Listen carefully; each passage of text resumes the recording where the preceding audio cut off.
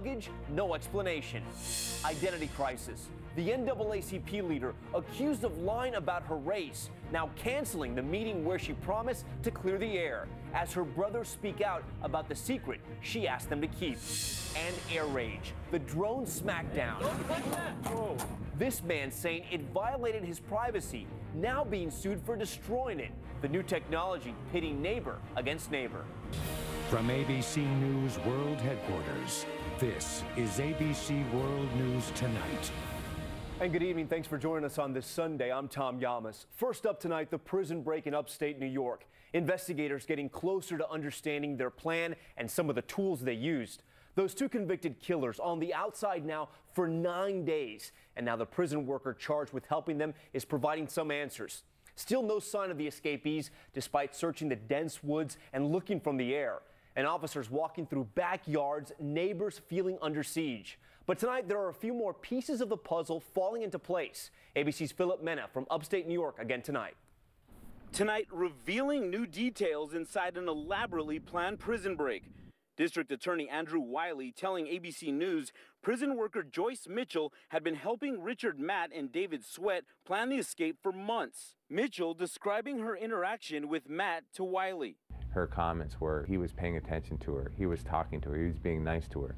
Among the first items Mitchell allegedly smuggled into the prison last fall, speed bag boxing gloves and lighted glasses, possibly similar to these. And eventually the blades and cutting tools Sweat and Matt would use to dig out of their cells. Mitchell allegedly agreeing to be their getaway driver. The alleged plan? For Mitchell to meet the two escaped convicts at this power plant the night of the escape. Just blocks from the prison, the two men would climb out from a manhole midway between the two locations. They emerged from this manhole free for the first time in years, now just steps away from the next phase of their plan. The trio allegedly planning to drive to a place about 7 hours away. They needed her car because it was a Jeep and it had four-wheel drive. But Mitchell never showed up, instead checking herself into a hospital. She's now behind bars. David Sweat and Richard Matt still on the run. The massive manhunt through these dense woods now into its 9th day. We're following up every lead the best we can. And a small return to normalcy for folks here. For the first time since Wednesday, school will be back in session tomorrow. Tom? Philip Mena on the hunt for those killers tonight. Philip, thank you. Tonight, airline passengers who left Chicago on Friday night finally landing in London today. A few hours after takeoff, they made an emergency landing at a military base at the very edge of Canada. That's where they spent the next 21 frustrating hours with no luggage and no reason why. ABC's Mary Bruce on their odyssey and their outrage. United passengers today arriving in London, frustrated, exhausted, and 33 hours late. Hundreds of weary travelers fed up after being stranded overnight at a remote Air Force base in Canada, forced to bunk in military barracks after their flight made an emergency landing. I don't think I'm ever going to fly.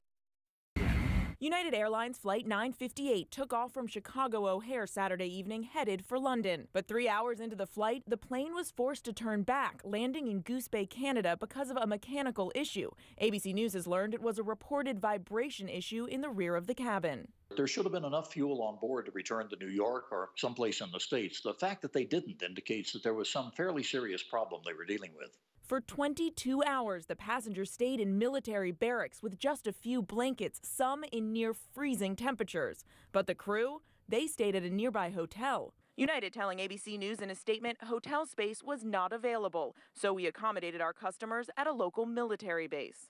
Passengers were furious. One posting this picture on Twitter saying United crew arrived looking fresh from their comfy night in a hotel. Outrageous. They didn't tell us what was going to happen, when we're going to go, how we're going to get us to London. This morning, they boarded a new plane for Newark and then finally on to London.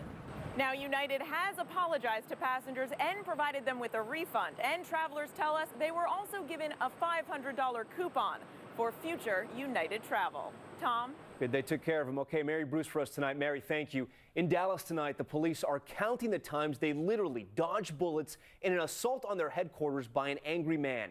He attacked in an armored assault vehicle and held them in a standoff for hours before a department sniper brought the shootout to an end. ABC's Ryan Owens with new details on the attack and the attacker. A new look tonight at that barrage of bullets outside Dallas Police Headquarters, one of them whizzing just past the head of this witness.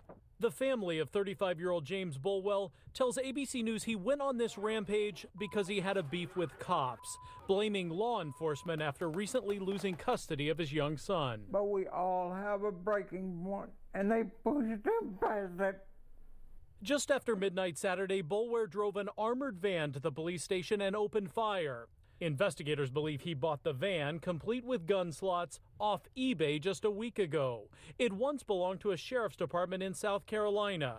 In the end, he's the only one who died, shot by a sniper as he sat in his van. Experts worry about an uptick in attacks against police across this country. Law enforcement represents the symbol of government for many people, and they also are a attainable target. Shattered glass and plywood now greet visitors at the Dallas Police Headquarters. The chief saying this department and others in this country really need to rethink security now in light of a real wake-up call this weekend. Tom? A wild scene there in Dallas. Okay, Ryan, thank you. Severe storms scattered across the country tonight. More than 25 million people in the threat zone.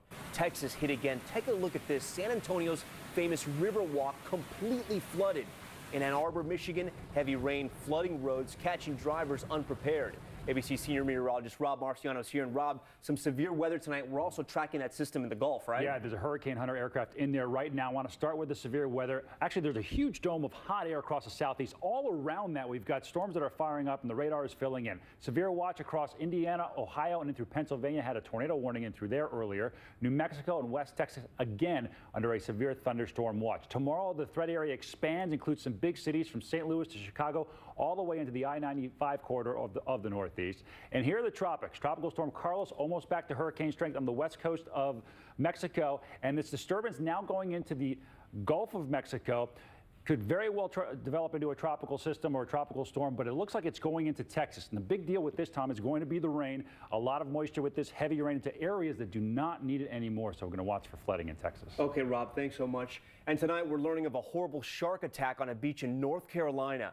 It happened near Oak Island. The injury's so bad, a teenage girl reportedly has lost part of her left arm and may lose her left leg. She's been airlifted to the hospital. This is the second shark attack in this area in the past few days. We will stay on top of this story. All right, next to a health alert, the warm weather is bringing a rare bacteria back to Florida beaches, a deadly bacteria. It's linked to raw shellfish, but the bacteria survives in salt water. ABC's Gloria Riviera with the details and with what you can do to stay safe. Tonight, a worrisome and potentially fatal threat to beachgoers is back. Vibrio vulnificus, a rare bacteria Florida health officials say has already killed 2 people and infected 5 more in that state. In Biloxi, Mississippi, 25-year-old Jennifer McClellan lost her leg after becoming infected. The doctor just woke me up and told me I didn't have a leg. Health officials say the bacteria enters the bloodstream through open cuts or scrapes. It can also be contracted by eating undercooked shellfish. Jennifer, who beat leukemia as a child, had a small abrasion in between her toes. The bacteria thrives in warm seawater. Symptoms can include fever, chills, skin lesions, and even septic shock. If you have an open wound or cut, child, adult should be aware that there's a risk associated. It can be treated with antibiotics. Gloria Riviera, ABC News, Washington. Next, new revelations about that NAACP leader who was accused of lying about her race. Rachel Dolezal seen here in her official NAACP photo and here in a childhood picture her parents made public. They say she's been misleading. Her parents aren't the only members of her family now speaking out, and tonight we've learned Dolezal has postponed her own moment of truth. Here's ABC's Candace Gibson. Tonight, shocking allegations from Rachel Dolezal's own adopted brothers, outright accusing the embattled Spokane NAACP leader of lying about being black. She took me aside when I was over there and told me to make sure that no one found out where she was actually from and for no one to know anything about her previous identity, and that she was going to change her identity and for me not to blow her cover. 37-year-old Dolezal embroiled in a firestorm of controversy following